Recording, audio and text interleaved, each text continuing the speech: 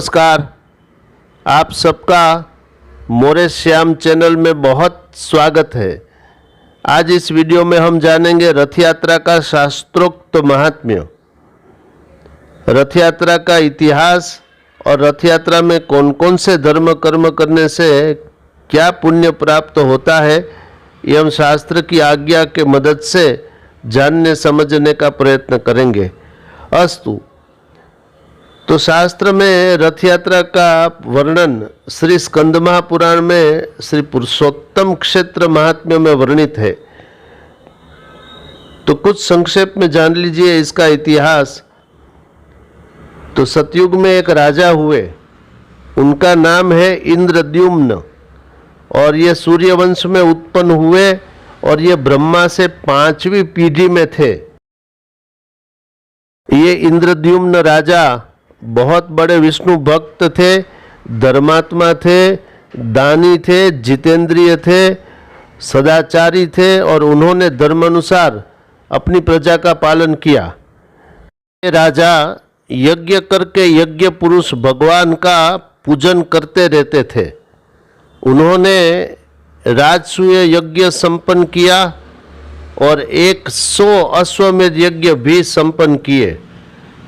उसके पश्चात उन्होंने 1000 अश्वमेध यज्ञ से श्री भगवान का पूजन करने की इच्छा जताई और 1000 अश्वमेध यज्ञ किए।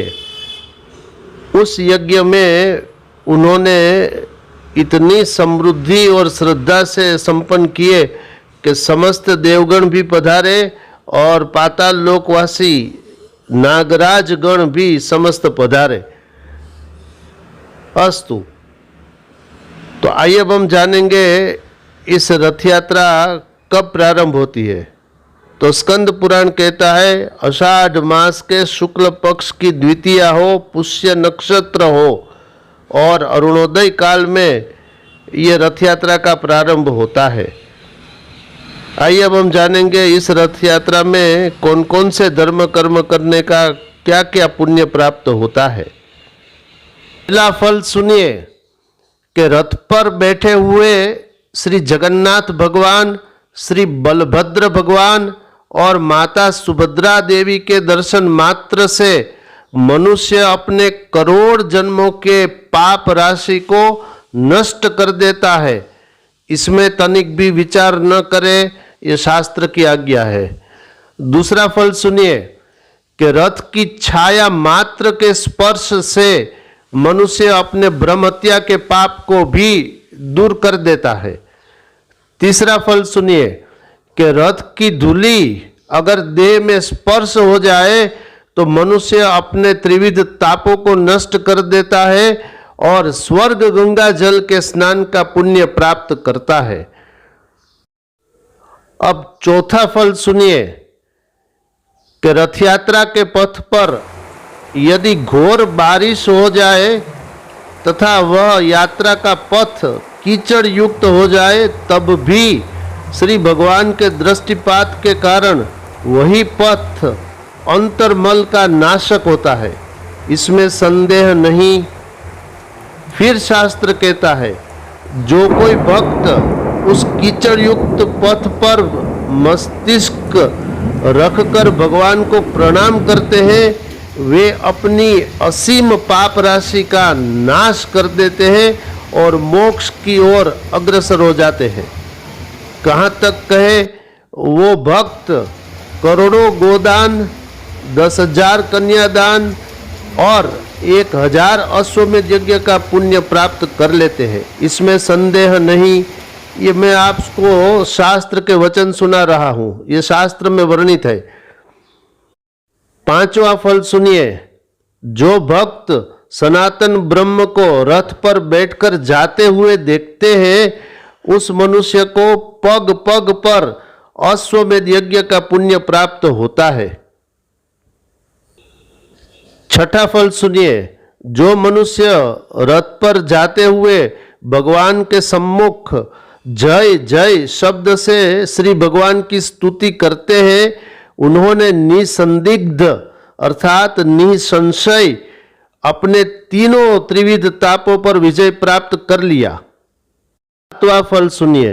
जो व्यक्ति भगवान नाम कीर्तन करते करते उस रथ यात्रा के रथ के साथ चलता है और भक्ति पूर्वक जय कृष्ण कहता है, वह पुनः अर्थात वह मनुष्य फिर से माता के गर्भवास का कष्ट नहीं सहन करता, अर्थात वो कष्ट उसको अब सहन नहीं करना है।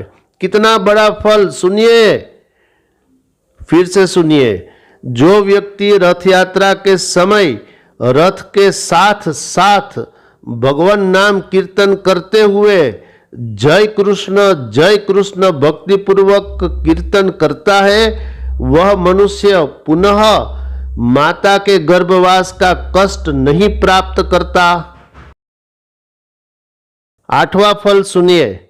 जो मनुष्य रथ यात्रा के समय भगवान श्री कृष्ण को अर्पण करके उनकी प्रसन्नता के हेतु किसी ब्राह्मण को जो दान करता है, वो दान अक्षय पुण्य प्राप्त करता है।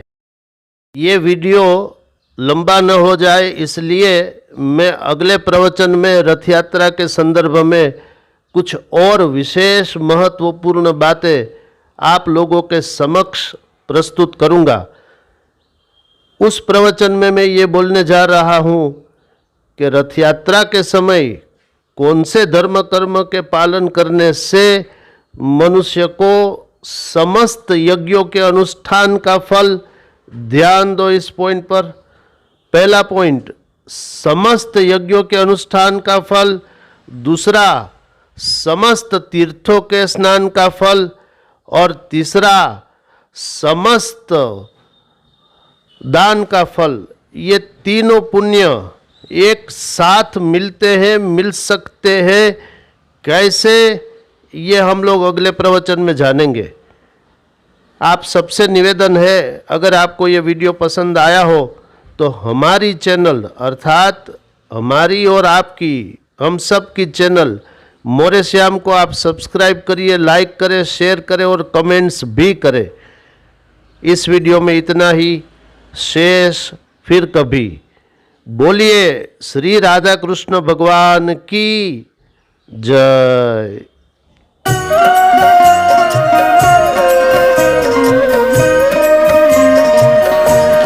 मोरी अर्ज सुनो श्री राधे राधे, अर्ज सुनो श्री राधे राधा रानी सुनो, राधा रानी सुनो।